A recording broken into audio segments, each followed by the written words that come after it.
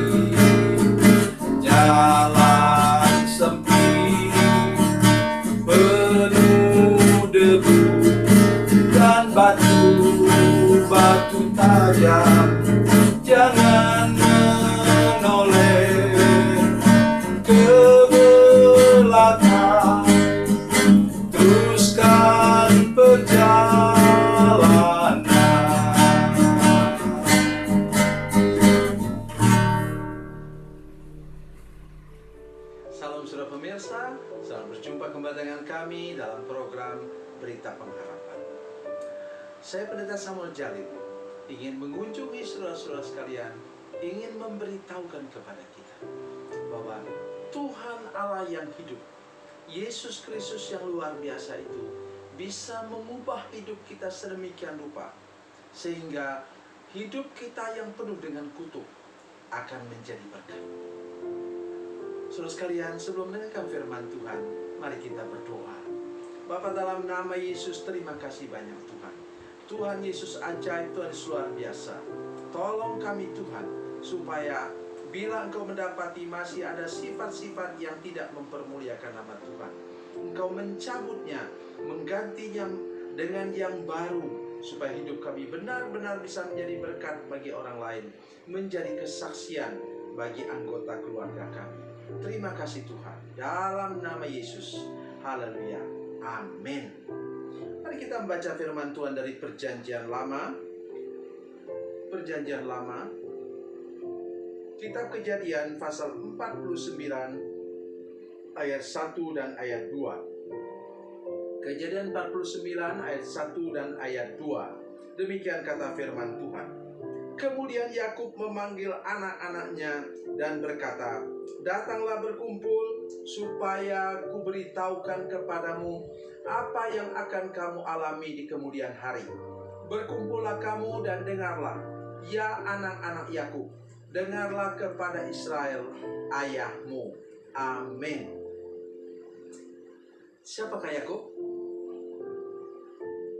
Berkali-kali dia menipu, menipu abangnya sendiri. Satu kali dia suruh itu Esau menjual hak kesulungannya dengan semangkok kacang merah. Tidak terbayangkan. Padahal abang itu sedang lapar. Sehingga ingin makan apa? Sop brenebon, kata orang Manado. Ya. Jadi dia jual hak kesulungannya dengan begitu murahan, dengan semangkok kacang merah. Dan itu perbuatan dari Yakub. Yang kedua ialah kita tahu semua bagaimana dia menipu ayah kandungnya sendiri, Ishak, yang sudah tua, kasihan, ya, udah tua, dikibulin anaknya sendiri, dan dia mencuri berkat dari apa? Dari abangnya Esau. Sebenarnya berkat Tuhan itu sudah Tuhan janjikan untuk dia. Masakan dia mendapatkan berkat dari Tuhan dengan melawan firman Tuhan? Alkitab katakan jangan mencuri, toh. Jangan menipu. Dia tipu, dia curi berkat Tuhan. Dan akibatnya apa yang terjadi, saudara sekalian? Dia dikibulin sama calon mertua waktu itu sesudah menjadi mertua, dan kemudian ada sisa dari 6 tahun kemudian. Alkitab mengatakan, nanti kita baca pada kesempatan lain, 20 tahun dia ditipu. Saya selalu pakai logika begini. Mungkin dia nangkap kambing itu, saudara sekalian, sembelih kambingnya dan kuliti kambing itu, potong-potong, mamanya masak jadi gulai kambing itu 2 jam. Tapi hukuman Tuhan kepada Yakub selama 20 tahun. Karena itu jangan suka ngibulin orang, saudara sekalian. Alkitab mengatakan bahwa, ini saya mau katakan, tolong catat baik-baik, ya. Wahyu pasal 21, Wahyu pasal 21 ayat 8 dan 27 mengatakan dosa berdusta, dosa bohong itu dapat membawa saudara masuk neraka, saudara sekalian. Jadi jangan bermain-main dengan dosa bohong. Dan saudara sekalian, yang lebih parah lagi, tadi abangnya Esau itu tidak dapat berkat apapun, tapi ada kalimat dari Ishak mengatakan, kalau engkau berusaha benar-benar, engkau akan melemparkan kutub itu dari bahumu dan engkau akan diberkati. Nah, ketika mereka 20 tahun kemudian bertemu, pengawalnya saja, satpamnya, ajudannya itu 400 orang. Sedangkan Yakub dapat apa? Ya cuma dikawal oleh anak-anaknya, 12 anak laki-laki itu. Bukan 12 ya, 10 ya, dari anak laki-laki. Jadi saudara bisa lihat bagaimana pergumulan kalau kena upah dari bohong. Abangnya tadi yang tidak kebagian berkat justru diberkati lebih. Karena dia tidak punya beban.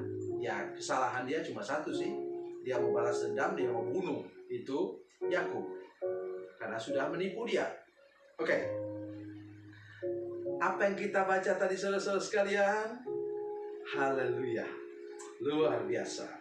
Kemudian Yakub memanggil anak-anaknya dan berkata, datanglah berkumpul supaya ku beritahukan kepadamu apa yang akan terjadi, akan yang akan kamu alami di kemudian hari.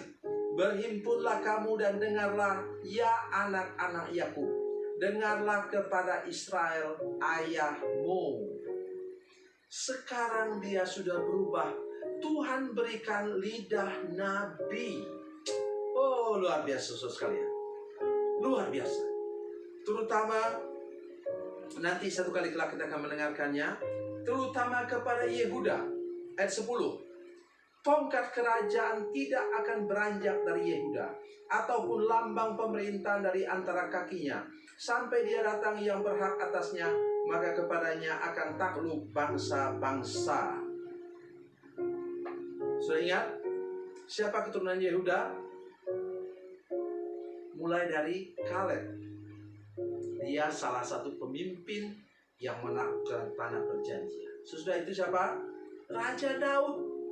Saudara masih ingat itu? Luar biasa. Dan kemudian bermuara pada nubuatan tadi kepada Yesus.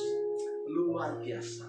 Lidah seorang penipu diubah oleh Tuhan, dijamah oleh Tuhan, diperbaiki oleh Tuhan, dibentuk kembali oleh Tuhan.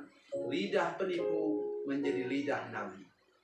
2 Korintus pasal 5 ayat 17 mengatakan kepada semua pemirsa, semua jemaat sekalian. Dia mengatakan, siapa yang ada dalam Kristus adalah ciptaan yang baru. Yang lama sudah berlalu, sesungguhnya yang baru sudah datang. Dan saya berharap bahwa seluruh jemaat mengalami hal itu. Jangan biarkan engkau tenggelam dalam dosa, tapi minta Tuhan mengubahnya. Terutama hari ini beritanya adalah mengubah lidahmu untuk menjadi lurus, tulus, dan kudus di hadapan Tuhan. Dan dengan demikian engkau menjadi berkat bagi banyak orang. Tuhan Yesus memberkati, Tuhan Yesus baik. Mari kita berdoa. Bapa, dalam nama Yesus, terima kasih banyak Tuhan untuk firman Tuhan yang luar biasa hari ini. Kami sungguh-sungguh minta anugerah Tuhan supaya seluruh jemaat, seluruh pemirsa yang mendengarkan program ini benar-benar percaya kepada janji Tuhan dari 2 Korintus 5 ayat 17, supaya terutama lidah kami yang suka menipu, suka bohong, suka berdusta, dibalikkan Tuhan menjadi lidah yang menjadi berkat, lidah nubuatan yang menjadi berkat bagi banyak orang. Dalam nama Yesus, haleluya, amin.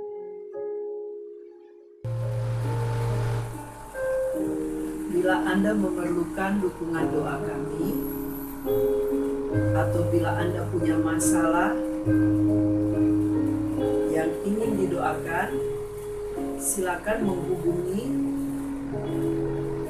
nomor telepon kami 0812 7661 1125.